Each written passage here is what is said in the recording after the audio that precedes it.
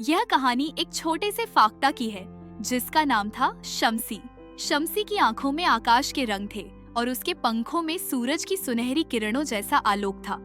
वह अपनी छोटी सी दुनिया में बहुत खुश रहता था, लेकिन एक गहरी ख्वाहिश उसे हमेशा सता रही थी। वह हमेशा सोचता था कि सूर्यास्त के समय उड़ते हुए आकाश में हर रंग को छूने का क्या अनुभव होगा। शम्सी हर दिन सूरज के अस्त होने को देखता था। जैसे जैसे सूरज क्षितिज के पास आता, आकाश में लाल, गुलाबी और नारंगी रंगों की लहरें फैल जाती। उसे यह दृश्य इतना आकर्षक लगता कि उसका मन भी उसी रंगों में खो जाने की चाहत करता। लेकिन वह कभी खुद को उस क्षण में समेट नहीं पाता था जब सूरज धरती से विदा लेता। उसे हमेशा लगता था, काश मैं इस सूर्यास्त में शामिल हो पाता, काश मैं आकाश में सूरज के साथ उड़ पाता। एक दिन सूर्यास्त के समय शम्सी ने तय किया कि वह अपनी ख्वाहिश को पूरा करेगा। जैसे ही सूर्य क्षितिज के पास पहुंचा और आकाश रंग बिरंगे रंगों से सज गया, शम्सी ने अपनी उड़ान भरने का मन बनाया। उसने अपने पंख फैलाए और आकाश में ऊंची उड़ान भरने लगा। सूरज की किरणों में हल्की सी गर्मी थी और उसकी उड़ान के साथ आकाश का रंग भी बदलने लगा।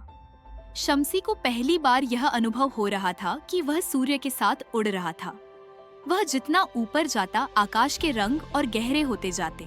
अब उसे सूरज के साथ उड़ने का वास्तविक अनुभव हो रहा था। वह महसूस कर रहा था कि सूरज के साथ उड़ने का अर्थ केवल उसकी छाव में रहना नहीं, बल्कि उसका हर रंग और हर लहर महसूस करना है। लेकिन जैसे जैसे शम्सी सूरज के और करीब पहुंचा, उसकी गर्मी और चमक से उसे थोड़ी परेशानी होने लगी।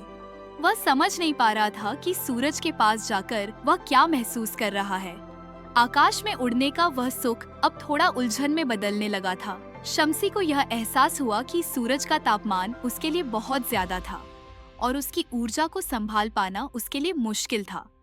वह धीरे धीरे सूरज से थोड़ा दूर हो गया और अपनी उड़ान को शांत किया।